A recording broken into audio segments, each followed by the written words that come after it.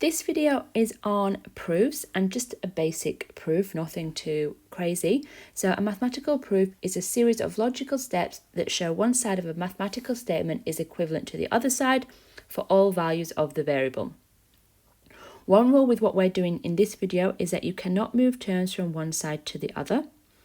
And at the end of a proof, we always write a concluding statement such as left-hand side is equal to the right-hand side, but you notice with a proof we use 3 lines, not 2, or QED, which stands for something in Latin, which I can't say. So just a few examples to do some proofs. The first one, prove that 6/8 equals a quarter plus a half. What we want to show here is that when we do a quarter plus a half, we'll get 6/8. Now in a proof, you've got to make sure you show all your steps of working out.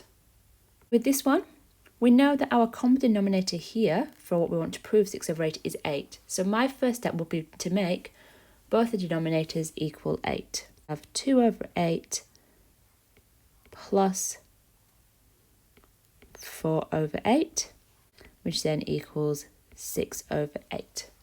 And then we end with QED. And it's that simple.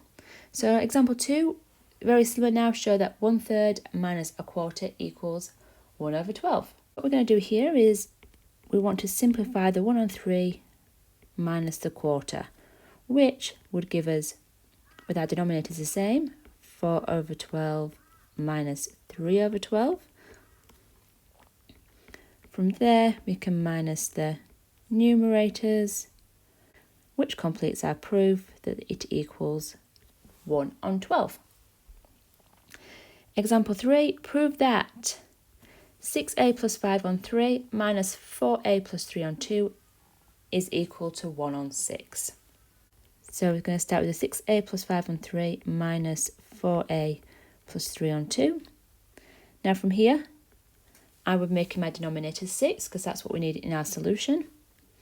So the first fraction we'll be multiplying it by 2, and the second equation we'll multiply it by 3.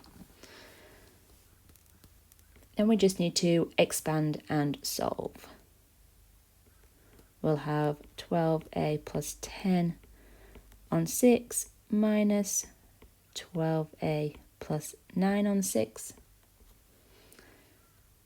Then we can put this all together into one fraction, so we'll have 2a plus 10 minus 12a plus 9. That 12a plus 9 needs to go into brackets because we need to minus the whole thing, because then that will change the signs of the values, and then we just simplify from there. So 12a minus 12a is just 0, 10 minus 9 is 1, and we'll end up with 1/6. Then one more example, prove that the sum of an even number and an odd number is always odd. With this one, the first one we need to do is define a general even number. Let the even number be 2n. Now the reason I've done this because any number that we multiplied by 2 will always give us an even number. And then we want to work out what a term for an odd number would be. Let the odd number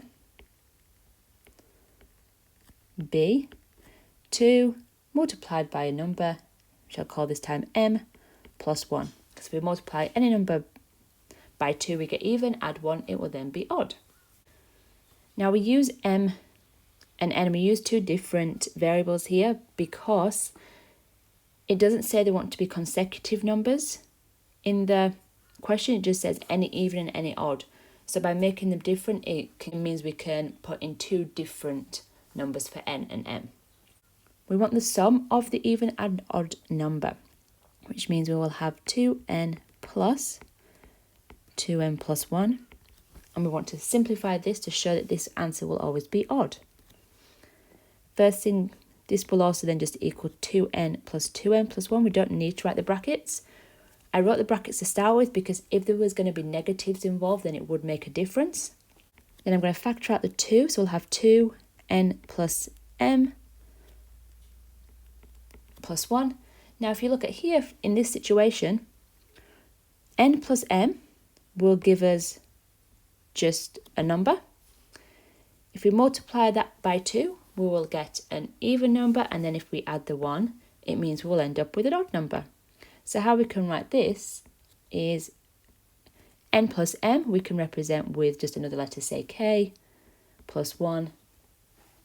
Therefore, the sum is odd. That one some of you may find a bit confusing, but that's okay.